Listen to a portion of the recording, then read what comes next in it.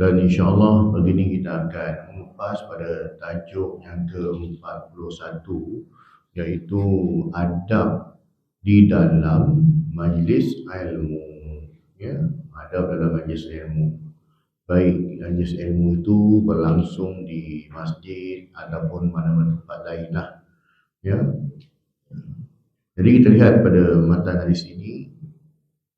Haddatsana Ismail qala حدثنا مالك عن إسحاق بن عبد الله بن أبي طلحة أن أبا مرة مولى عقيل بن أبي طالب أخبره عن أبي واقد الليثي أن رسول الله صلى الله عليه وسلم بينما هو جالس في المسجد والناس معه إذ أقبل ثلاثة نفر فأقبل اثنان إلى رسول الله صلى الله عليه وسلم وذهب واحد قال فوقف على رسول الله صلى الله عليه وسلم فأما أحدهما فرأى فرجة في الحلقة فجلس فيها وأما الآخر فجلس خلفه وأما الثالث فأدبر ذاهبا فلما فرغ رسول الله صلى الله عليه وسلم قال ألا أخبركم عن النفر الثلاثة أما أحدهم فأوى إلى الله فآواه الله وأما الآخر فاستحيا الله منه وأما الآخر فأعرض الله عنه muttafaqun alaih. Maksudnya telah menceritakan kepada kami Ismail, dia berkata telah menceritakan kepadaku Malik daripada Ishaq bin Abdullah bin Abu Talha bahawa Abu Murrah mantan atau bekas budak Uqail bin Abu Talib mengkhabarkan kepadanya daripada Abu Waqid Al-Laythi radhiyallahu anhu bahawa ketika Rasulullah SAW duduk di dalam masjid dan para sahabat ada bersamanya, tiba-tiba tiba-tiba muncul, tiba-tiba datang 3 orang. 2 orang daripadanya pergi kepada Rasulullah SAW. Artinya duduk dalam majlis itulah, dia duduk, dia menghampiri tempat perkumpulan Nabi dan juga sahabat tadi, duduk di situ. Dan seorang lagi meninggalkan majlis itu. Katanya, kata perawi ini, 2 orang yang masuk duduk dekat Rasulullah, seorang daripadanya melihat ruang pada halaqah itu, lalu duduk pada ruang itu, dan seorang lagi duduk di bahagian dan duduk di belakang orang lain. Manakala yang ketiga berpaling pergi, dia pergi dia tak duduk dalam majlis itu. Apabila Rasulullah SAW selesai daripada bicaranya, baginda Nabi SAW bersabda, maukah aku ceritakan kepada kamu tentang 3 orang yang datang itu? Yang seorang itu telah mencari perlindungan kepada Allah SWT, maka Allah SWT memberi perlindungan kepadanya. Dan seorang lagi pemalu, maka Allah SWT malu kepadanya. Manakala yang seorang lagi itu berpaling, maka Allah SWT berpaling daripadanya. Hadis Bukhari dan juga Muslim. Pengenalannya tentang tajuk kita ni beradab dalam majlis ilmu ini. Ilmu perlu dituntut dengan penuh adab demi meraih keberkatannya, sehingga penuntut bukan saja mendalami dan menguasai sesuatu bidang atau disiplin, bahkan bersifat merendah diri, seperti resmi padi yang semakin berisi semakin tunduk. Melalui adab yang dijaga akan terselah kesungguhan dan usaha dalam menuntut ilmu, kerana kedua-duanya tidak dapat dipisahkan. Sebagai seorang Muslim, kita hendaklah menjaga adab dalam setiap perkara. Termasuklah adab ketika berada di majlis ilmu. Adab perlu dijaga agar ilmu yang diperolehi dapat memberi manfaat kepada kehidupan dan meninggalkan kita daripada melakukan perbuatan yang sia-sia. Kenapa kita perlu beradab? Sebab bila kita beradab dalam apa jua perkara pun dia mengundang keberkatan. Itu kita ada adab. Kan? Baik belajar di sekolah ke di universiti ke di kolej mana pun, bila sebagai seorang pelajar, mahasiswa, penuntut ilmu ataupun jemaah masjid yang menuntut ilmu, maka kena ada adab. Sebab adab itu mengundang keberkatan. Sebab tu bila mana seorang yang menuntut ilmu tapi tidak ada adab, pandai-pandai dah, perangai tak senonoh, adabnya tak ada dah, makanya mungkin pada dia tak apa, tengok aku dulu belajar pun tak beradab pun dapat kerja bagus-bagus dah, tapi tiada keberkatan. Bila tak ada keberkatan itu, Allah tak jaga dia, kan? Jadi kalau dia mengambil rasuah ke, dia tuang kerja ke, dia menindas orang bawahan dia pun tak pelik lah, kan? Sebab keberkatan tu dah diangkat. Berbeza dengan orang yang belajar dan dia beradab, itu ada keberkatan. Sebab tu apa benda kita buat tuan-tuan, kan, dia ada barakahnya di situ. Ya, bukan dikisahkan tentang rezeki yang kita dapat, ilmu yang kita dapat, tetapi keberkatan daripada rezeki yang kita cari dan juga keberkatan daripada ilmu yang kita perolehi. Dalil Al-Quran dan Al-Hadis firman Allah SWT dalam surah Al-Mujadalah ayat yang ke-11. A'udzubillahi minasyaitonir rajim.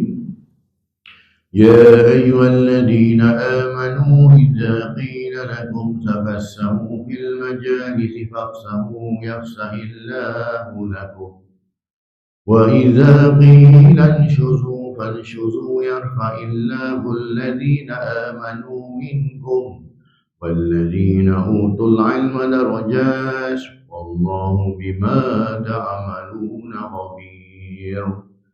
Maksudnya, wahai orang-orang yang beriman, apabila diminta kepada kamu untuk memberi lapang dari tempat duduk kamu untuk orang lain, maka lapangkanlah seboleh-bolehnya supaya Allah SWT lapangkan segala urusannya untuk kamu. Dan apabila diminta kamu bangun, maka bangunlah supaya Allah meninggikan darjat orang-orang yang beriman di antara kamu dan orang-orang yang diberi ilmu pengetahuan agama dalam kalangan kamu beberapa darjat. Maksudnya dalam kalangan orang beriman ini, ya, sama je darjatnya, tetapi orang yang ada ilmu ni darjatnya lebih tinggi. Ya. Dan ingatlah Allah SWT maha mendalam pengetahuannya tentang apa yang kamu lakukan. Ya. Sebab itulah tuan-tuan, dalam majlis ilmu, ya, kita mungkin berbezalah pada zaman ataupun di tempat-tempat tertentu, ya, cara dalam majlis ilmu tu duduk rapat-rapat. Ya, macam kita lebih santai, tak ruang yang luas, kan? Kalau kita tengok di Madinah, di Masjidil Haram, ya, lepas maghrib, antara maghrib dan isyak tu dia ada halaqah ilmu, kan, yang duduk sekopok kumpulan dah. Maka cara duduk tu duduk rapat-rapat, kan? Dia dalam suasana demikian lah. Ini ya, mendapati sunnah Nabi lah maksudnya, ya, duduk dalam suasana demikian.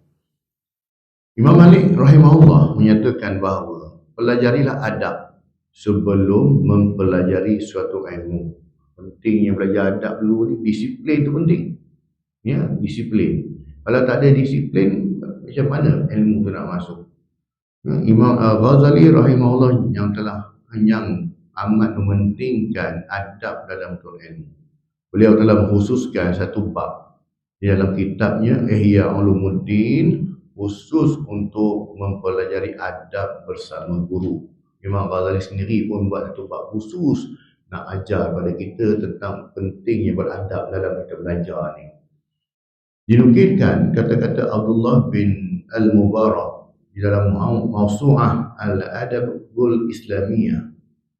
Kata Abdullah bin Mubarak ini, dia kata, aku mempelajari adab selama 30 tahun dan aku mempelajari ilmu selama 20 tahun. Dan adalah mereka ulama ini mempelajari adab, kemudian mempelajari ilmu. Ya. Lepas tu saya teringat kata-kata Allahyarham Dr. Yusuf Muhammad Al-Muhammadi tu, kan? Ada meninggal dah. Orang alim dalam Malaysia dan antaranya lah. Dia kata apa? Kita hari ni, kita ramai ilmuwan, tetapinya adabnya kurang. Cerdik-cerdik ni, baik dalam bidang akademik, bidang agama ramai, tetapi dalam bab menghormati kurang. Mungkin orang tu dalam bab ilmu agama ni, dalam bab ini dia pandai, tapi dalam bab menghormati ulama tu dia kurang. Kadang-kadang dia seolah-olahnya memperkecilkan Imam Syafi'i, memperkecilkan Imam Al-Ghazali, memperkecilkan imam hadis, ulama-ulama hadis. Pandai-pandai. Ini kita kekurangan ni. Ini betul lah tu. Abdullah Mubarak sebut lama dah. Ulama orang alim dulu tu belajar adab tu punya lama. Sebab hari ni kadang-kadang ada orang yang mana dalam bab disiplin ilmu tu dia tahu. Dia tahu dalam satu bidang. Tapi dalam bab menghormati pandangan ulama silam tu dia kurang. Seolah-olah memperkecilkan. Kita tahu dalam pandangan Imam Syafi'i ini, kita bayar, kalau ikut dalam mazhab Syafi'i, bayar zakatnya itu kita bayar dengan beras atau makanan. Kalau kita hayati betul-betul pandangan Imam Syafi'i, dia menempatilah berbanding dengan pandangan ulama lain. Walaupun Imam Abu Hanifah pun mengatakan dibenarkan boleh dibayar zakat itu dengan cara dibayar dengan duit. Tapi kalau ikut konteks yang sebenar, pandangan Imam Syafi'i ini lebih kuat. Kenapa? Sebab di dalam Rasulullah sendiri, Rasulullah arahkan bayar zakat itu dengan bayar beras, ikut makanan ruji setempat. Jadi kenapa kita bayar dengan duit? Sedangkan dalam Rasulullah duit ada dah, ada duit. Dinar ada, dirham ada. Dalam Rasulullah. Jadi kalau ikut betulnya itu. Tapi mungkin dia sebab dia masalah fiqh. Disebutkan tentang keperluannya. Jadi kita terpandang di sudut situ lah. Atas keperluannya hari ini, dengan orang dapat duit, dia akan dapat buat macam-macam benda dia buat. Mungkin beras di rumah dia dah banyak dah. 5-6 kampik dah ada dah orang bayar zakat dekat dia.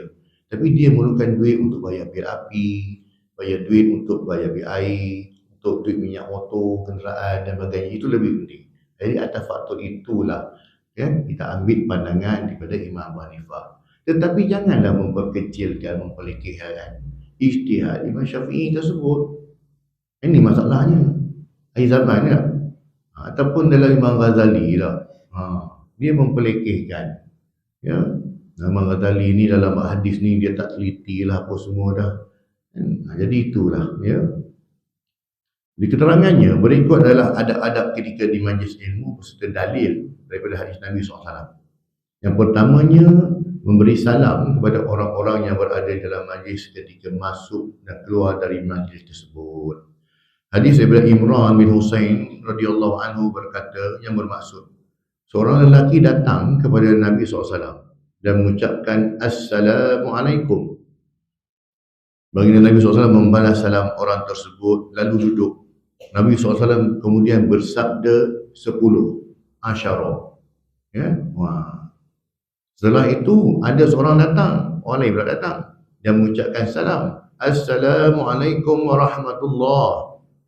Baginda Nabi SAW membalas salam orang tersebut lalu duduk. Nabi SAW bersabda 20 Ishruna. Setelah itu ada lagi orang datang dan mengucapkan salam, Assalamualaikum warahmatullahi wabarakatuh. Baginda Nabi SAW membalas salam orang tersebut lalu duduk. Baginda Nabi SAW bersabda 30 salasuna.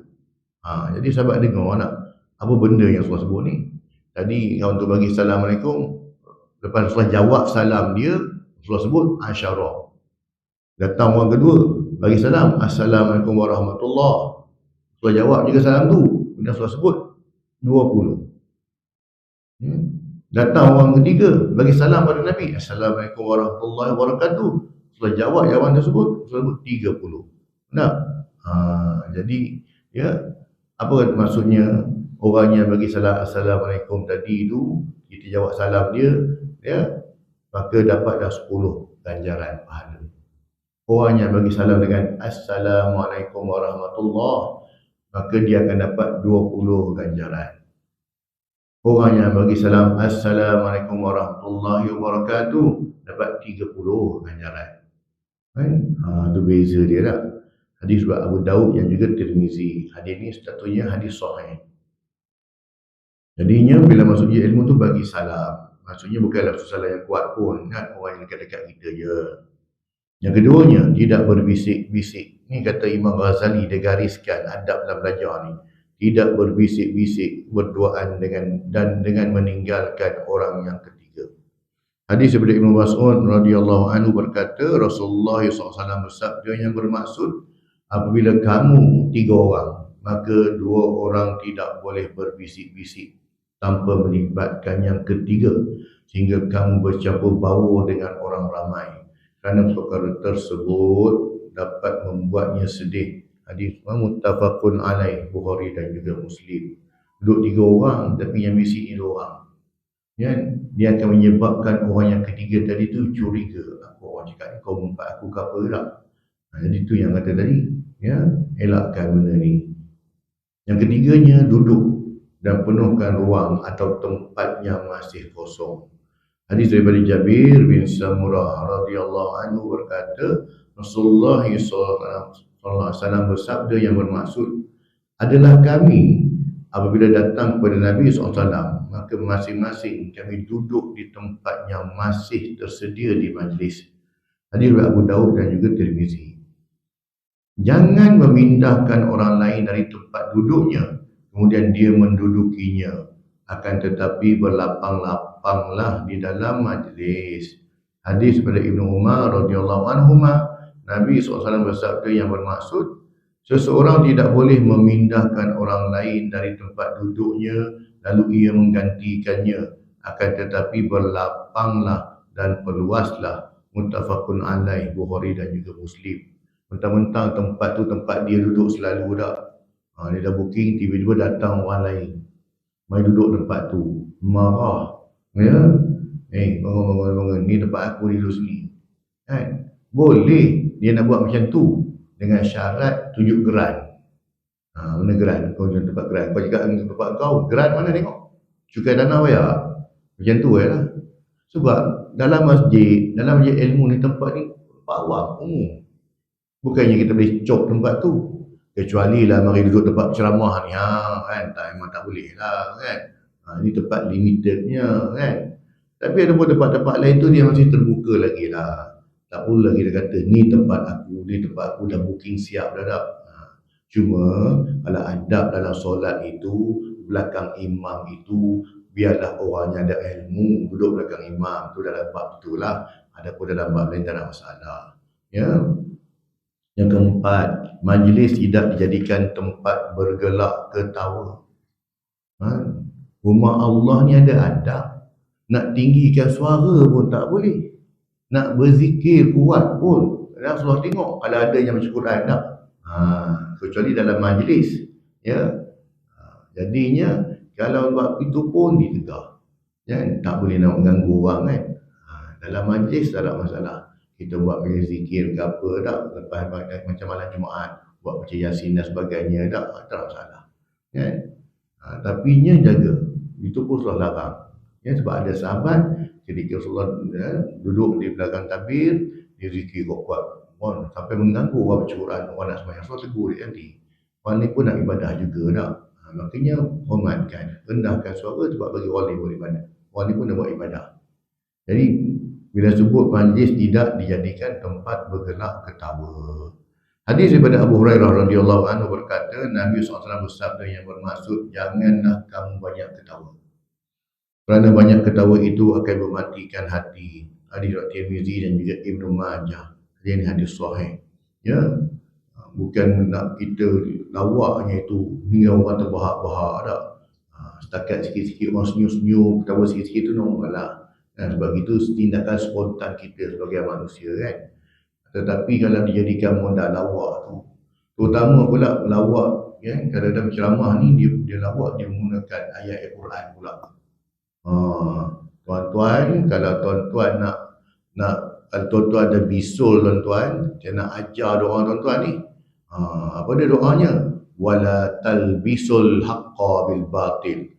Ho. Kan? Ayat tu betul. Tetapi apa maksud dia? Kan? Jangan kamu campurkan benda yang batil dengan benda yang hak dengan benda yang batil. Adakah ayat tu lucu? Allah Ta'ala larang, jangan kita mencampur baurkan antara perkara yang benar dengan perkara yang salah. Lucu ke benda tu? Tetapi sebab ada perkataan bisul dalam tu, maka gelak jadikan ayat Al-Quran sebagai modal lawak. Wal-iyazubillah, tak jauh-jauh. Menjadikan surah Al-Kafirun sebagai lawak. Suami nak jadi imam, jarang jadi imam, tiba-tiba jadi imam pula. Bacalah surah Kuliah, tak? Itu yang bahan lawak tu. Wala antum a'biduna ma a'bud wala ana a'budu ma abattum wala antum a'biduna ma a'bud wala ana a'budu ma abattum. Dalam benda ni adalah anak tegur. Lakum dinukum waliyadina, apa itu tak boleh baca. Nah. Pakai gelak. Tahu dah makna ayat tu apa? Wala antum a'biduna ma a'bud. Kamu tak sembah apa yang kami sembah. Wala ana a'budu ma abattum, dan kami tak sembah apa yang kamu sembah. Ayat itu berkaitan dengan akidah, bukan jadi modal lawak. Ayat akidah macam tu boleh buat jadi modal, sebab surah dia tu, ayat dia tu berputar-putar. Ini kita bimbang tuan-tuan ya? Jadikan ayat-ayat Quran modal untuk buat lawak orang lah ya? Ataupun memperkecilkan surah-surah ni ya? Makanya jaga-jaga ya? Ayat Quran tu bukan boleh buat modal. Jangan kita buat modal tu bagi orang ketawa ya. Jauh lah. Kemudian yang kelimanya ialah tidak duduk di tengah-tengah halaqah lingkaran majlis, tidak duduk di antara dua orang yang sedang duduk kecuali izin mereka. Hadis daripada Ibnu Umar radhiyallahu anhu berkata, Nabi SAW bersabda yang bermaksud, tidak halal bagi seseorang memisah di antara dua orang kecuali seizin keduanya. Riwayat Abu Daud dan juga Tirmizi. Orang tu elok duduk sebelah-sebelah, tiba-tiba mari orang ketiga, dia potong line, duduk tengah-tengah orang. Tak boleh ya, segi adab pun tak boleh. Ataupun ya, dia mari dah lambat, orang lain dah duduk dalam halaqah ni, mari duduk depan-depan sekali tu, mengganggu orang lain pun tak boleh ya. Yang keenam, tidak boleh menempati tempat duduk orang lain yang keluar sementara waktu untuk satu keperluan. Hadis daripada Abu Hurairah radhiyallahu anhu, Nabi SAW bersabda, jikalau seorang di antara kamu berdiri dari tempat duduknya, kemudian dia kembali ke situ, maka dia memang lebih berhak untuk menempati tempat duduknya tadi. Hadis riwayat Muslim. Dalam bab ini pun Rasulullah tekankan. Dia keluar sekejap nak pergi tandas, buang hajat sekejap, ambil wuduk, nak masuk balik, tengok-tengok air, tempat dia hilang lah. Kan? Dah jadi macam Yahudi pula, menjajah tempat orang kan, tak beritahu pun kan. Macam tu je. Makanya ya, kita layak menghormati tempat orang ni. Dan orang sebelah dia pun bagi tahu, ni jadi ni ada orang ni, dia keluar pergi tandas sekejap. Kan? Hari dia datang balik. Ya? Di dalam bab ini pun Rasulullah tekankan adabnya. Ketujuh, anggota majlis hendaklah tidak melakukan suatu perbuatan yang mengganggu perjalanan majlis atau perasaan orang lain, seperti menguak, meludah, membuang hingus, bersendawa di dalam majlis, dan tidak melakukan perbuatan mengintip. Hadis daripada Abu Hurairah radhiyallahu anhu, SAW bersabda yang bermaksud, janganlah kamu mencari-cari atau mengintip orang. Ya, muttafaqun alaih. cari kesalahan orang ni. Duduk dalam majlis, dia cari kesalahan orang. Ataupun sekarang ni handphone ada kan, lain kawan tu tengah menguap je, tak ambil gambar. Atau dalam grup WhatsApp, nak suruh orang lain gelak. Tengok haji tu, dia punya menguap, macam badak air, buka mulut punya luar. Dengan tujuan nak cari air orang. Kan? Tu pun tak benarkan pun. Ya, ataupun kalau dia bersin, dia tutuplah mulut. Dia bersin satu masjid dengan kan? Seorang yang dalam masjid, dia seorang ada hidung, orang lain semua tak ada hidung. Kan? Pun sama juga. Ya, jadi adab tu lah, yang tutup mulut. Ya. Yang ke-8, setiap ahli majlis perlu menjaga perbicaraan yang berlaku di dalam majlis tersebut. Hadis daripada Jabir bin Abdullah radhiyallahu anhu, sallallahu alaihi wasallam bersabda yang bermaksud, apabila seorang lelaki berbicara dengan suatu perbicaraan, kemudian dia menoleh ke kanan dan ke kiri, maka perbicaraan itu adalah amanah rahsia lah. Kan hadis riwayat Tirmizi, hadis ini bersatu hadis hasan. Kan? Kadang-kadang orang yang mendengar kuliah dengan ceramah ni, dia kadang-kadang dia tak dengar sepenuhnya pun. Dia dengar macam tu je lah. Tiba-tiba dia dengar ustaz ni kata, daging khinzir tu boleh makan. Dia ambil yang tu je. Kan? Dia tak dengar yang hujung, tak dengar penjelasan akhir. Pergi viral, kan? Ustaz ni dia mengajar apa dalam masjid, dia cakap, tuan-tuan, saya sendiri dengar, tuan-tuan. Dia kata ustaz tu kata boleh, daging khinzir boleh makan. Dia tak dengar penjelasan yang hujung. Duk sibuk dengan handphone, duk sibuk dengan benda-benda yang tak apa-apa. Kan? Sebab tu kadang-kadang segala masjid dia tak suka buka mikrofon kat luar. Bukan sebab apa, takut orang yang duk dengar ni kan, dia bukan dengar sangat, tapi siram pokok, sampai sibuk apa dia dengar kuliah kan. Tapi dia ambil sekerat. Yang point yang mana pada dia tu point tu kontroversi, dia ambil yang tu. Dia tak dengar habis. Dan dia sebarkan pula tu. Kan? Siap bertanya lagi dekat mufti ke jabatan agama ke, siap dengar ustaz tu cakap macam tu tak. Kan? Padahal dengar tak habis. Kadang-kadang dia tak dengar pun konteks perbicaraan tersebut. Tetapi disebabkan perkataan itu berkontroversi, maka ni jadi bahan dekat aku ni. Tak? Tu pun bahaya tuan-tuan. Ya? Dia cari poin-poin kontroversi untuk diviralkan. Dia tak dengar habis pun penjelasan apa maksud yang tadi dibenarkan makan daging khinzir tadi sebab apa, kan? Tu dia tak dengar. Yang dia dengar perkataan ni keluar daripada mulut orang ni, keluar daripada mulut ustaz ni, kontroversi ni lah, maka jadi bahan lah, kan? Untuk aibkan, untuk jatuhkan, macam-macam. Kemudiannya, ya, yang ke-8, okey. Kemudian dia sebut tadi hadis pada Jabir tadi, ya. Yang ke-9 disunatkan menutup majlis dengan bacaan kafaratul majlis. Hadis daripada Abu Hurairah radhiyallahu anhu, Rasulullah SAW bersabda, yang bermaksud barang siapa yang duduk di dalam suatu majlis dan di dalamnya berlaku banyak kekecohan, kemudian sebelum majlis bersurai dia membaca subhanakallahumma bihamdika asyhadu an la ilaha anta astaghfiruka wa atubu ilaik. Kalau kita baca yang tu kan di akhir majlis. Kenapa kita dianjurkan baca, ya, doa ini? Kerana maksudnya, Maha suci Engkau ya Allah, dengan segala puji bagimu. Aku bersaksi bahawasanya tiada yang berhak disembah selain Engkau.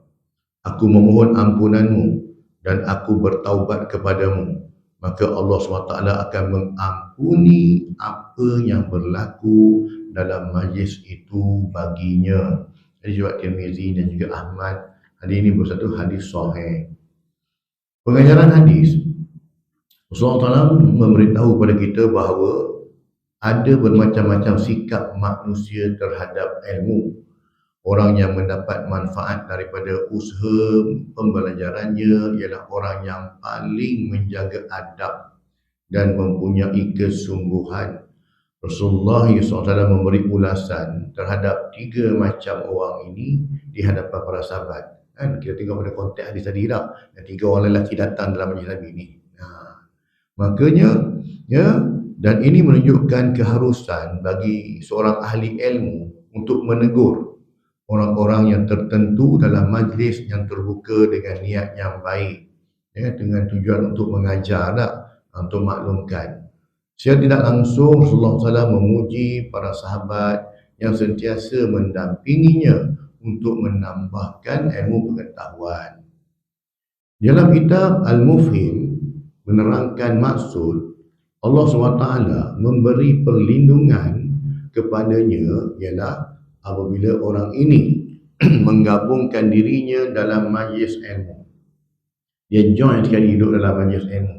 Allah SWT membalasnya dengan meletakkannya dalam rahmatnya, ini rahmat Allah SWT, dan menempatkannya dalam syurga dan kemuliaannya. Sementara di dalam kitab Takmilatul Fathul Mulhim menyatakan bahawa ada beberapa pandangan ulama tentang orang yang kedua yang malu dari itu. Yang pertama tadi okeylah, dia duduk dalam majlis. Yang kedua ni, Hafiz Ibn Hajar Al-Asqalani mengatakan bahawa dia malu untuk pergi meninggalkan majlis seperti yang dilakukan oleh orang yang ketiga. Maksud Allah SWT malu dalam majlis ini ialah sekiranya orang yang ketiga mengatasi sifat malunya dengan cuba untuk memasuki majlis, pasti akan ada ruang untuknya. Kerana membuka ruang dalam majlis amat dianjurkan. Namun oleh kerana sifat malu dirinya tidak kena pada tempat, maka dia duduk di barisan akhir, maka dia terlepas dari mendapat kelebihan berada di hadapan. Kenapa? Sebab duduk di hadapan ni, pertama kita dapat tengok muka guru tersebut. Jadi kita dapat tengok percakapan, kita dapat lagi cepat masuk. Berbanding dengan kita hanya mendengar sahaja. Kalau cakap tadi beza. Dan orang yang dia tak boleh tumpuan, dengar-dengar leka-leka duduk di banyak-banyak mata, tiba-tiba dengar kontroversi punya ayat. Dibenarkan makan daging khinzir. Boleh pun. Tu dia dengar. Dia ambil sekerat-sekerat. Ini yang bahaya tuan-tuan. Sebab tu kalau duduk di hadapan, kenapa? Dapat dengar direct terus daripada mulut yang keluar daripada guru yang mengajar tersebut. Dapat tengok wajah dia lagi berbanding duduk dia di tempat lain lah. Walau bagaimanapun Allah SWT memberi balasan kepadanya kerana usahanya untuk memberi tumpuan. Walaupun dalam majlis ilmu tadi yang terbaik itu di hadapan lah. Dan dia malu untuk menghukumnya, maka Allah SWT malu nak hukum dia. Lalu diberikan kemuliaan untuknya. Tak apalah, walaupun dia duduk di belakang-belakang pun dapat juga habuan, dapat juga ganjaran. Maksud malu pada Allah SWT ialah dia melayani hamba-hambanya mengikut kadar apa yang dilakukan olehnya dengan memberikan keampunan dan kemuliaan. Itulah. Sebab tu bila mana seorang itu dia ingat Allah, maka Allah Ta'ala akan ingat dia. Dia lupa Allah, Allah pun lupa pada dia. Dia datang hampir pada Allah Ta'ala, Allah Ta'ala akan berlari menghampiri dia. Makanya, sebab tu lah tadi sebab tadi dia malu lah. Nak mari depan tengok malu dia belakang-belakang, Allah pun malu lah dengan dia. Maksudnya Allah SWT berpaling daripadanya ialah Allah SWT tidak memberikan kepadanya ilmu dan pahala. Orang yang ketiga tadi lah, dia tak duduk dalam majlis ilmu tersebut kerana disebabkan dia tidak menyertai majlis ilmu dan kemungkinan ada padanya sifat yang tidak baik seperti cuai terhadap ilmu. Ini kata tadi ni yang dengar sekerat-sekerat tadi ni, yang mana kena ada bunyi-bunyi ayat kontroversi je, laju je tak. Pada dia, ini peluang aku ni, aku nak sebarkan ni supaya orang ramai tengok TikTok aku, ramai orang tengok, orang like Facebook aku ni, dapat dedahkan kebincangan apa semua dah. Padahal tak dengar habis pun, kadang-kadang konteks pemahaman pun dia salah kan. Sebab apa? Orang yang ketiga tadi ni cuai terhadap ilmu dan tidak menghormati majlis ilmu. Adakah harus mengatakan orang yang ketiga sebagai munafik? Jawapannya ialah tidak haruslah. Mungkin dia ni kita pun faham latar belakang dia macam mana. Itu urusan dia dengan Allah lah. Tak payahlah kita nak kata dia munafik ke fasik ke, tak payahlah. Ada orang macam tu. Dia duduk dalam majlis ilmu ni, tujuan dia nak cari kekurangan. Kadang-kadang dia dengar kuliah ustaz tu, dia dengar kuliah ni, dia cuba laga-lagakan. Sedangkan kita pun tahu, latar belakang ustaz-ustaz yang mengajar ni kadang latar belakang berbeza. Ada latar belakangnya fiqh, ada latar belakangnya akidah, ada latar belakangnya tasawuf, ada latar belakangnya hadis, ada latar belakangnya tafsir. Jadi bila sebut latar belakang ni, kadang-kadang pendapat itu agak berbeza. Kadang-kadang pandangan itu agak macam bertentangan. Ya, tetapinya matlamatnya sama je. Semua nak ajak orang buat baik. Ya, kecuali kalau perkataan itu kontroversi yang menyebabkan berlakunya permusuhan, perpecahan, ya, terkeluar daripada kaedah syarak, itu tak boleh lah. Ya.